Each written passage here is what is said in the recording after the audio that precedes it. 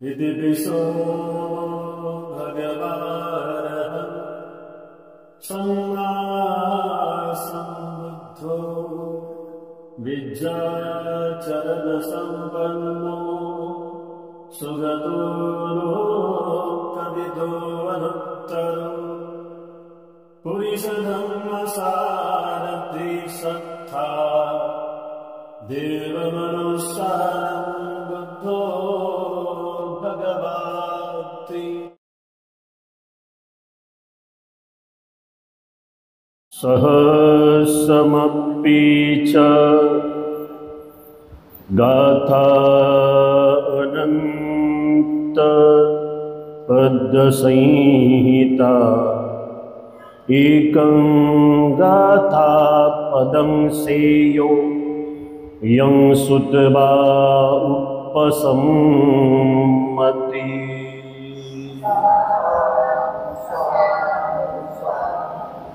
जगातील तीन महान रत्न बुद्धरत्न, धम्मरत्न आणि संघरत्न या सर्वश्रेष्ठ त्रिरत्नाला त्रिवाराभिवादन करतो। विश्वरत्न बोधिसत्व डॉक्टर बाबासाहेब आंबेडकरांना सुद्धा अभिवादन करतो। धम्मपर्व 2025 या कालावधीमध्ये सातवाहन बुद्धविहार, सिद्धार्थनगर, हडको N12, छत्रपती संभाजीनगर अर्थात औरंगाबाद इथे उपस्थित धम्म श्रवण करण्यासाठी आलेले आपण सर्वजण आपल्या सर्वांप्रती अनंत अनंत मंगल मैत्री व्यक्त करून आजच्या धम्मदेशनेला इथे सुरुवात करीत आहोत। धम्मपदातील 101 क्रमांकाची गाथा 8वा वर्ग सहस्त्र वर्ग, पालीमध्ये सहस्वग्ग, या धम्मपदातील 8व्या वर्गातील दुसरी गाथा अर्थात सहस्त्रवग्गातील ही दुसरी गाथा आपण आज खूप सुंदर पद्धतीने बघण्याचा प्रयत्न करणार आहोत। या गाथेच्या सुरुवातीला आपण महान पुण्यवान आहोत हे आपणास मी सांगू इच्छितो। त्याचं कारण असं आहे की या गाथेमधले झालेले जे काही अर्हत आहेत ते महाराष्ट्राचे आहेत। महाराष्ट्राचे या अर्थाने नालासोपारा जे काही मुंबईला एक बंदर आहे त्या बंदरा शेजारी नालासोपाऱ्याला अरहंत भिक्खूंचे काही स्तूप आहेत आणि तिथे लेण्यासुद्धा आहेत आणि म्हणून ही पुण्यमय महाराष्ट्र भूमीतील बुद्ध काळातील अत्यंत प्रेरणादायी कथा आपण आज अभ्यासणार आहोत। धम्मपद गाथा क्रमांक 101 यासाठी आलेली ही कथा अत्यंत महत्त्वाची आहे। आज जी धम्मदेशना आपण बघणार आहोत या धम्मदेशनेतील सहस्त्रवग्गातील दुसरी गाथा तथागत सम्यक संबुद्धांनी बहीय दारू चिरीय या एका संन्याशासाठी आणि पुढे झालेल्या अरहंतासाठी बोललेली गाथा आहे। नाव थोडंसं वेगळं आहे, त्याला आपण बाह्य म्हटलं तरी चालेल, बाह्य है ना, समजण्यासाठी आणि लक्षात ठेवण्यासाठी सोपं। एकदा सुपारक पतन नावाचं एक बंदर आहे है ना, बुद्ध काळातलं ते नाव आहे सुपारक पतन। आता त्याला आपण नालासोपारा म्हणतो। या सुपारक बंदर या ठिकाणी व्यापारी वर्ग जो जहाजातून प्रवास करत होता, जहाजाने प्रवास करणे आणि नौकांवरती आपलं सामान लादून पहिलं तिरी जाऊन ते सामान विकण्याचं काम करणारा जो काही व्यापाऱ्यांचा जहाज होता, नौका होती, त्यामध्ये हा एक बाह्य नावाचा व्यापारी त्या नौकेतून प्रवास करत होता. पण झालं असं, नौका ही समुद्रामधोमध गेल्याबरोबर नौकेचा मार्ग खराब झाला किंवा नावड्याला काही ते जमलं नाही आणि नौकेचा मार्ग भटकल्यामुळे ती नौका, ते जहाज त्या संपूर्ण व्यापाऱ्यांना घेऊन खोल समुद्रामध्ये बुडून गेलं. समुद्रामध्ये बुडाल्याबरोबर फक्त बाह्य नावाचा जो काही व्यापारी होता हा एकटा मात्र त्याच्यामध्ये बचावला आणि बाकीचे सारेच्या सारे मेले. ज्याचे कर्म बहेत्तर आहेत. बुद्धाने आपल्या संपूर्ण आयुष्यामध्ये फक्त कर्माची पूजा करायला शिकवलेली आहे. बुद्ध सरळ सरळ काय म्हणतात की माझी पूजा करू नका, माझ्या पूजेमध्ये काहीच नाही आहे. सो धम्मं पश्यति सो मयं पश्यति. जो धम्माला पाहू लागलाय तो मला पाहू लागलाय, जो धम्माची सेवा करू लागलाय तो माझी सेवा करू लागलाय. मी तुम्हाला मार्ग सांगणार आहे, पण धम्म तुम्हाला तुमच्या लास्ट डेस्टिनेशन पर्यंत, निब्बाणापर्यंत नेणार आहे आणि म्हणून धम्माला जाणार. याचेही कर्म बलत्तर होते, बाह्य दारुचर्येचे. आणि सगळे ते व्यापारी त्या पाण्यामध्ये बुडून, समुद्राच्या पाण्यामध्ये बुडून मरून गेले. पण हा बचावला आणि बचावल्यानंतर याने एका लाकडाच्या साह्याने तो एका काठावरती आला. लाकडाच्या साह्याने त्या सुपारक पतन नावाच्या बंदरावरती कसा तरी पोहून गेला. आता वाचला, जगला, बाहेर आला, पण पाहतो तर काय, तर त्याच्या अंगावर एकही कपडा नव्हता. मग त्याने काय केलं, आपल्या लज्जा अंग झाकण्यासाठी त्याने आजूबाजूला झाडांच्या साली जमा केल्या, पाला जमा केला आणि तो पाला त्याने आपल्या शरीरावरती टाकला. पाला शरीरावरती टाकला. आता एवढा पोहून आला होता, थकून गेला होता. बाजूलाच रस्त्यावरती पडलेलं एक मातीचं भिक्षा पात्र त्यानं उचललं आणि त्या वाटेनं कोणीतरी यावं या उद्देशाने एका झाडाखाली जाऊन तो बसला. आता ती वाट लोकांची येणं जाणं करण्याची, नेहमी सातत्यपूर्ण लोक येण्या जाण्याची ती वाट, तो काही वेळ बसल्यानंतर भुकेनं व्याकुळलेला होता, तहान लागलेली होती. समुद्राचं पाणी काय त्याला पिता येत नव्हतं. तेवढ्यात काही व्यापारी तिथून जात असताना त्या बाईला त्यांनी बघितलं आणि त्याच्याविषयी कळवळा, दया उत्पन्न झाली त्या लोकांच्या मनामध्ये आणि त्यांनी त्यांच्या जवळचा असलेला भात आणि पेज, दोन शब्द आहेत, भात आणि पेज. पेज म्हणजे असा पातळ काहीतरी पदार्थ असेल, रसा, म्हणजे भातावर टाकून, म्हणजे आपण काय म्हणतो आमटी रसा, आमटी भात, तशा प्रकारचं ते काहीतरी त्याला दिलं आणि ते भात पेय त्यांनी मोठ्या आवडीनं खाल्लं आणि त्याला तिथे त्या लोकांनी थोडीफार मदत केली आणि तिथेच तो राहिला. आता तो बाहेरच्या बंदरावरून आलेला होता म्हणून त्याला लोकांची काय ओळख पळत नव्हती आणि म्हणून त्याला असं वाटलं की इकडे तिकडे जाण्यापेक्षा हे बरं आहे, ओळख नाही, काहीच नाही. बाहेरून आलेला होता म्हणून बाह्य या नावाने तो तिथे प्रचलित झाला. कुठून आला, कसा आला, कोणालाच काय माहीत नाही, पण तिथं तो राहू लागला आणि त्याला रोजचं जेवण कोणी ना कोणी आणून देऊ लागलं.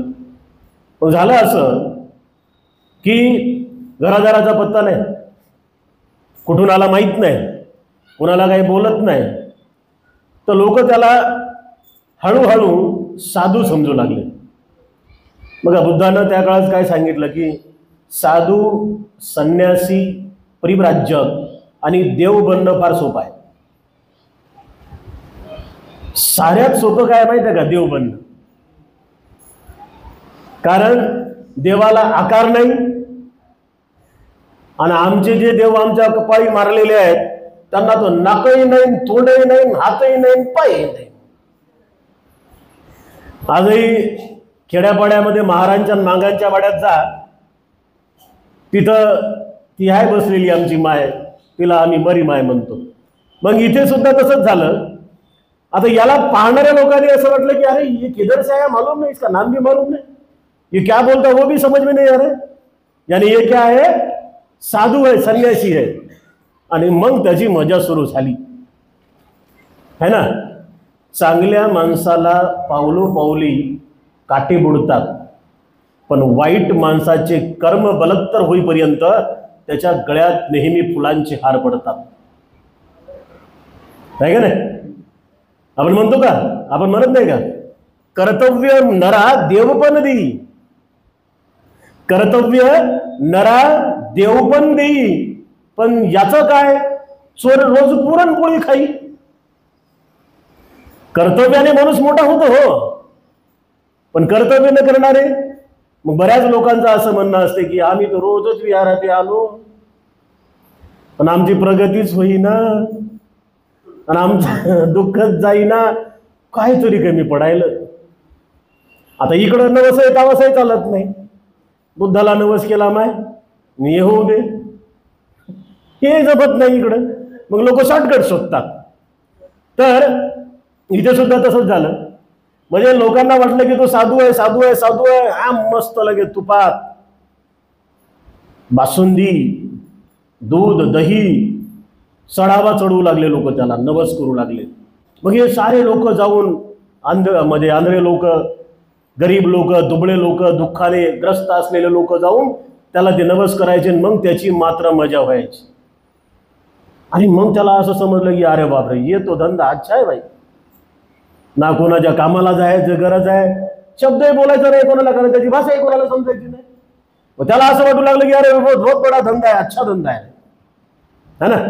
साधू, संन्यासी आणि संत याच्यामध्ये फार तफावत आहे. संत कोण होते इथे माहित आहे का, महाराष्ट्रातल्या काही संतांना लोकांनी गोळ्या घालून मारून टाकलं. गौरी लंकेश, कलबुर्गी, डॉक्टर दाभोळकर, नरेंद्र दाभोळकर है ना, कॉम्रेड गोविंद पानसरे, किती जबरदस्त काम होतं. हे नाही समजत बऱ्याच लोकांना. मग इथंही याची मजा सुरू झाली. त्याला असं वाटू लागलं की अरे बाबा अच्छा आहे, ना कोणाला शब्द बोलायची गरज आहे, ना कोणाच्या पाथावर जायची गरज आहे, ना राजाकडे नोकरी करायची गरज आहे, काही न म्हणता जे पाहिजे तेवढंही भेटते आणि नाही पाहिजे तेही भेटू लागलं. साऱ्याच गोष्टी त्याला मिळू लागल्या. त्याची मजा सुरू झाली. मग झालं असं की त्याच्या संन्यासी वर्गाने म्हणजे त्याच्या भक्तगणांनी अशी एक अफवा उठवली की हा बाह्य संन्यासी अर्हत आहे. गोष्ट इथून खरी सुरू झाली. भगवंताचा काळ आहे ना, भगवंत स्वतः आहेत. तर तेव्हा अर्हत लोकांचा बोलबाला होता. गोष्ट भारतातलीच आहे, गोष्ट महाराष्ट्रातलीच आहे. म्हणजे तेव्हा अर्हत लोकांचा बोलबाला होता. मग तो अर्हत आहे असं म्हटलं की मग तो जिकडे तिकडे सैरा वैरा लोक धावूच लागले. अर्हताला फार पूजनीय स्थान त्याही काळात होतं, याही काळात आहे, येणाऱ्या काळात राहील. मग मात्र त्याच्याकडची गर्दी काय कमी होईना. मग बापा बापा बापा जेव्हा वाहून आला तेव्हा 35 किलोचा होता आणि आता 150 किलोचा होऊन बसला. खाऊन पिऊन टमाटम फुगला. आणि मग त्याची आईच सुरू झाली.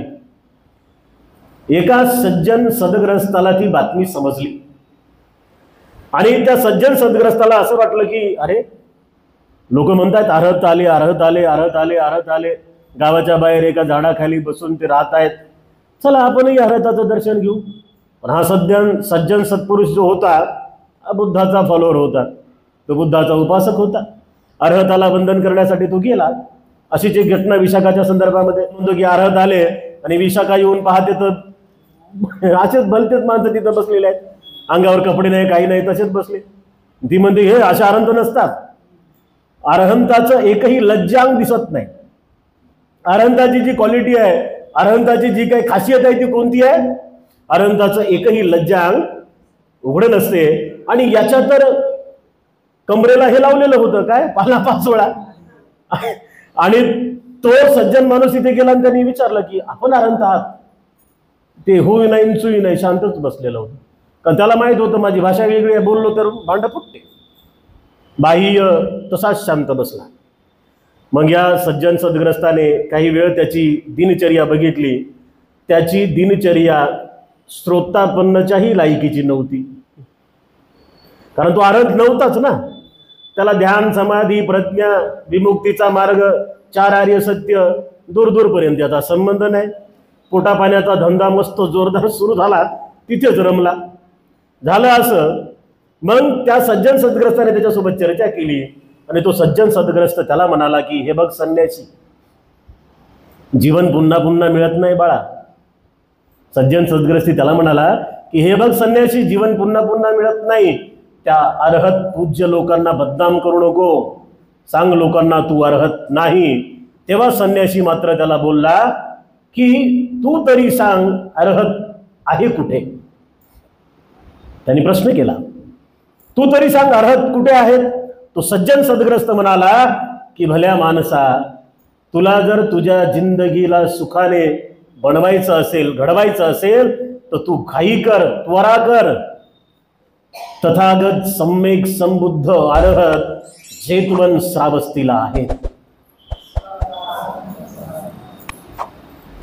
त्याला समजलं. म्हणजे सांगणारा हा सर्वसाधारण उपासक आहे, पण तोही किती तपलेला असेल.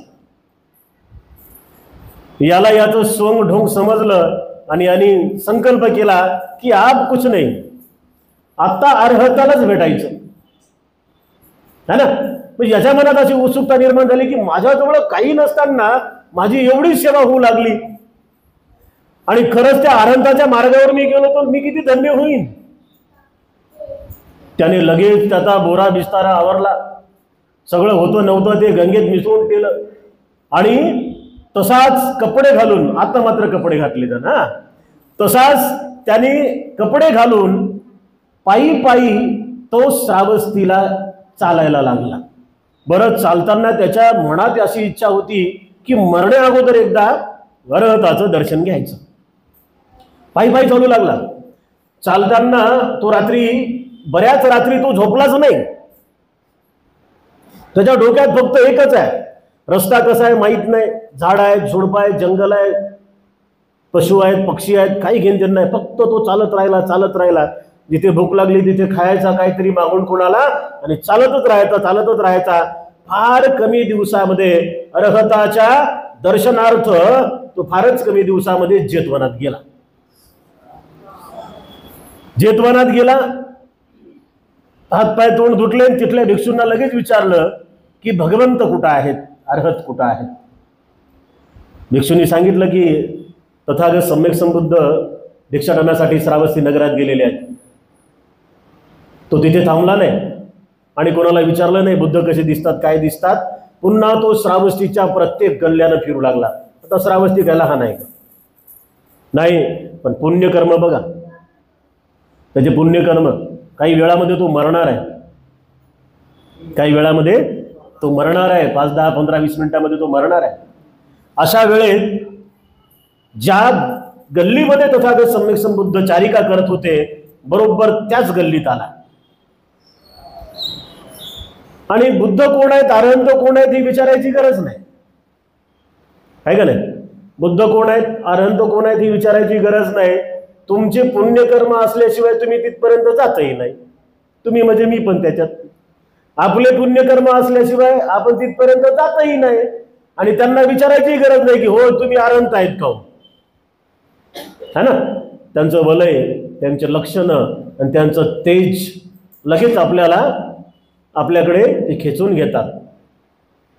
बघितलं, समजलं, अरे हे दिसणारे जे लक्षणं आहेत हे अर्हताचेच आहेत. वंदन केलं, भगवंत चालतायत, भिक्षापात्र हातात आहे, परिमंडल केलेलं आहे आणि भगवंत चारिका करतायत.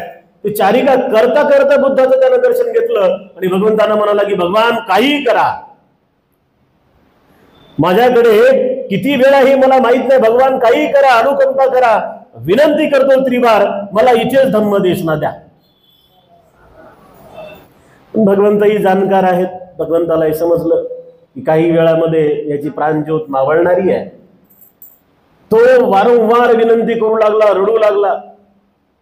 भगवंत म्हणाले थांब थोडा वेळ. भगवंताने थोडीशी चारिका केली आणि एका रस्त्याच्या कोपऱ्याला एका झाडाखाली उभंच राहून त्याला सांगितलं, हे बाह्य, तुला जर तुझ्या आयुष्यातून मुक्त व्हायचं असेल तर अतिशय जाणीवपूर्वक मी काय बोलतो ते ऐक. मलाही माहित आहे तुझ्याकडे वेळ फार कमी आहे आणि तुलाही माहित आहे की तुझ्याकडे वेळ फार कमी आहे. पुढचे सेकंद कोणी काही सांगू शकत नाही, सुख आहे का दुःख आहे, जिवंत आहोत का मेलेले असणार आहोत. आणि म्हणून हे बाह्य सती संपन्नजन्य युक्त चित्ताने ऐक. तो खाली असा गुडघ्यावरती बसला, बुद्धाच्या हातात भिक्षापात्र, आणि बुद्धाने त्याला सांगायला सुरुवात केली. बुद्ध म्हणतात, दिट्टे दिट्ट मतंग भविष्यती. बुद्धाने त्याला सांगितलं की काय करायचं आहे, तुझ्याकडे कमी वेळ आहे ना, या तुझ्या उरलेल्या आयुष्यामध्ये तुला काय करायचं आहे, पाहत असशील तर फक्त पाहत राहा. सुंदर उपदेश आहे.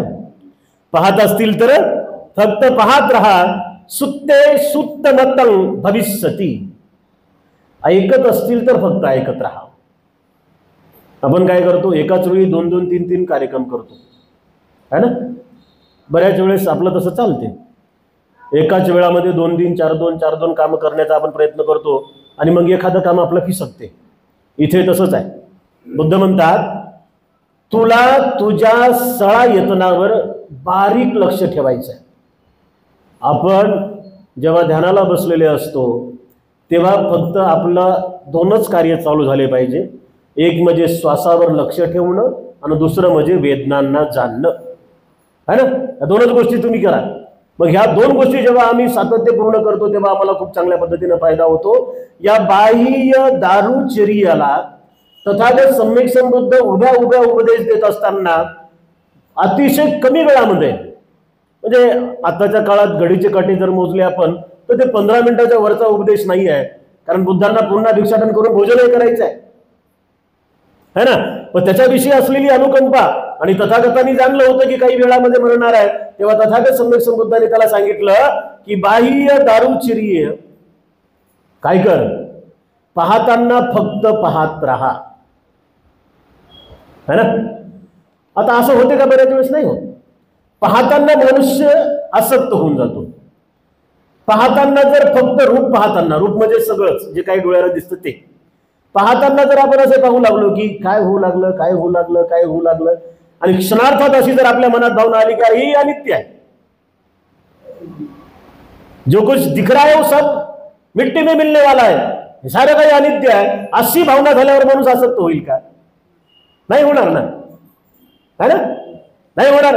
म्हणजे पाहताना फक्त पाहत राहा, ऐकताना फक्त ऐकत राहा, गंध घेताना फक्त गंध घेत राहा, शब्द बोलताना फक्त शब्द बोलत जा, विचार करताना फक्त विचार करत राहा, आणि स्पर्श करताना फक्त स्पर्श करत राहा. आता हा जो विषय आहे हा विषय आहे सळा यत्नावर नियंत्रण करण्याचा. त्यालाही माहित होतं की आता पुढचं आयुष्य किती आहे काय माहित नाही आहे, आणि त्यांनी खूप सुज्ञ चित्तानं ऐकलं. ऐकता ऐकता त्याचे 4 आश्रव गळून पडले. 4 आश्रव त्याचे गळून पडले. 4 आश्रव कोणते? तर एक आहे कामाश्रव. 5 इंद्रियाच्या सुखाप्रती जी काही आसक्ती होती, स्वयं तथागत सम्यक संबुद्धांचे शब्द कर्णपटलावर पडले. अरे ते तथागताचे मंत्र मुग्ध करणारे धम्म देशनेतले 4 धम्मपद ऐकल्याबरोबर त्याच्या मनातले हे 4ही बंधन गळून पडले. 4 आश्रवातून मुक्त झाला.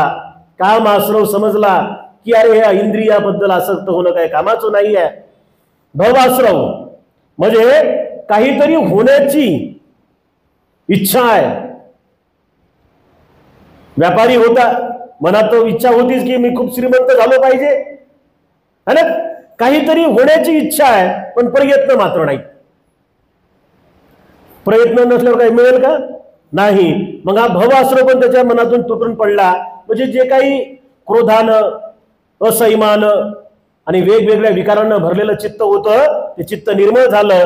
दिठ्ठी आश्रव हा सुद्धा त्याचा गळून पडला. परंपरेवर विश्वास ठेवणे.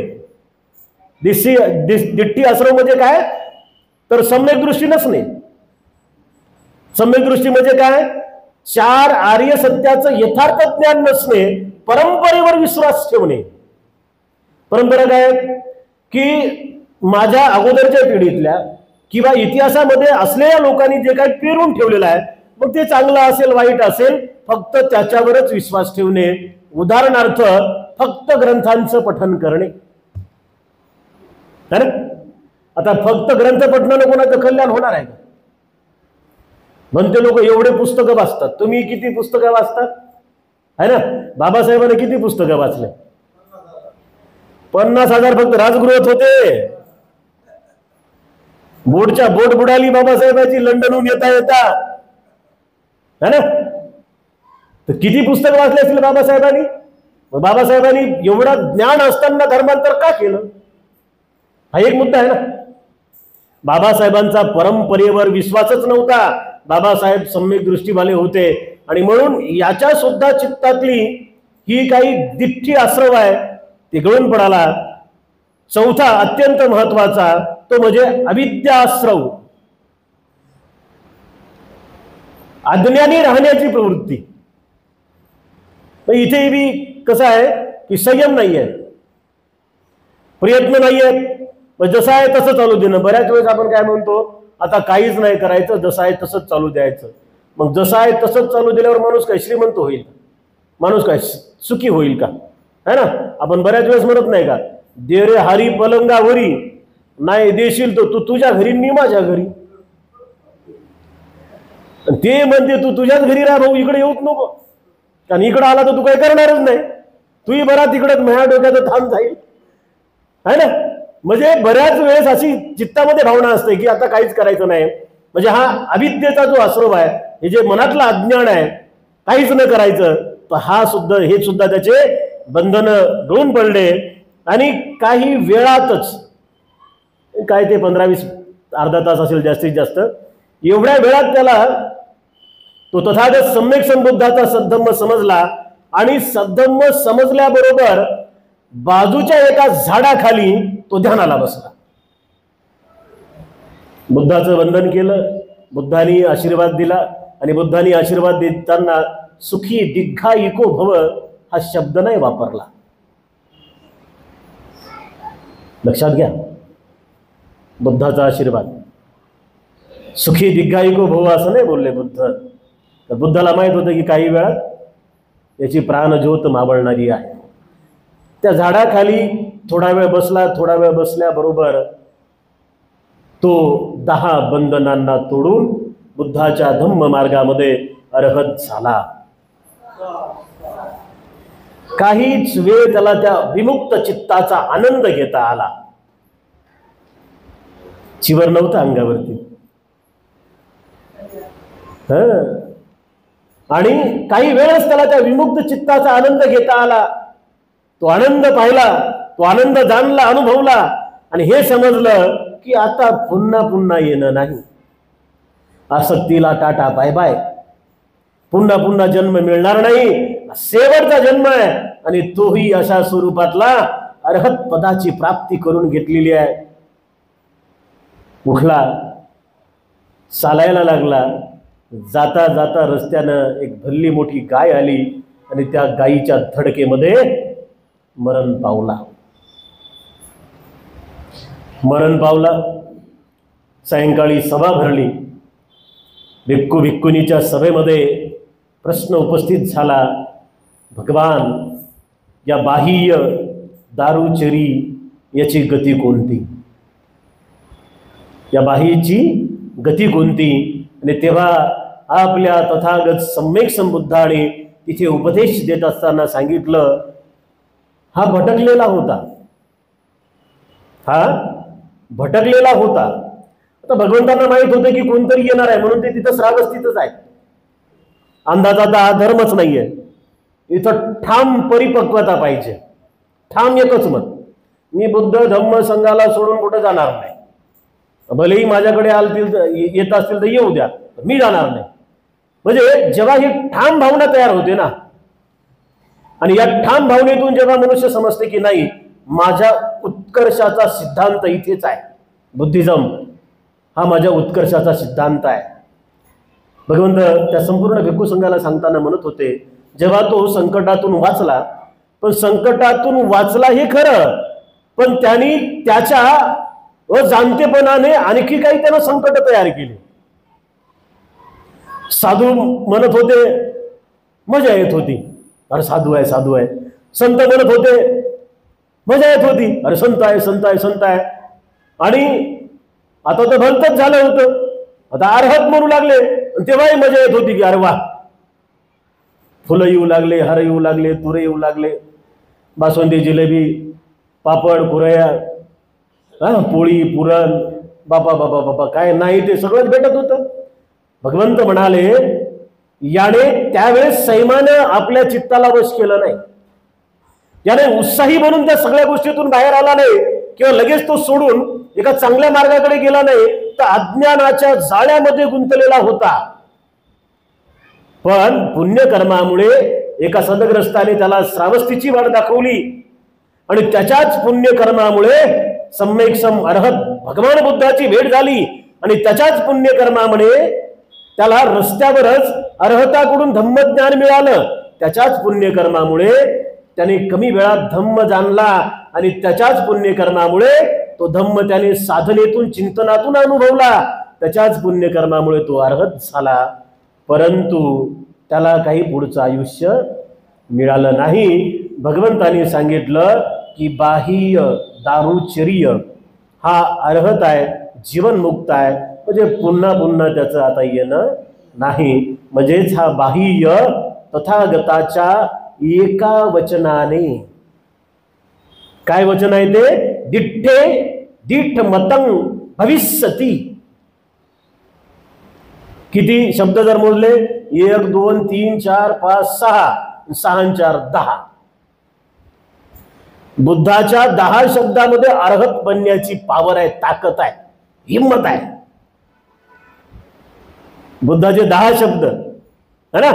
काय म्हणतात बुद्ध त्याला, दिठ्ठे दिठ मतंग भविष्यती, जसं पाहत आहेस तसंच पाहत जा, आसक्त होऊ नको, सळा येतनाप्रती आसक्त होऊ नको. ही बंधन आहेत, आणि या बंधनाला तोडून जर तू पुढे जाशील तर निश्चित स्वरूपात अर्हत होशील. झाला अर्हत, पुन्हा पुन्हा येणं नाही, सुगतीला गेला. आणि तेव्हा भिक्खू संघाला उपदेश देत असताना तथागत सम्यक संबुद्धांनी धम्मपद गाथा क्रमांक 101 ही गाथा बोलली. ही गाथा धम्मपदातील सहस्त्रवग्गातील दुसरी गाथा आहे. सहस्रमपि चे गाथा अनर्थपद संहिता, एकं गाथा पदं सेयो यं सुतबा उपसमती.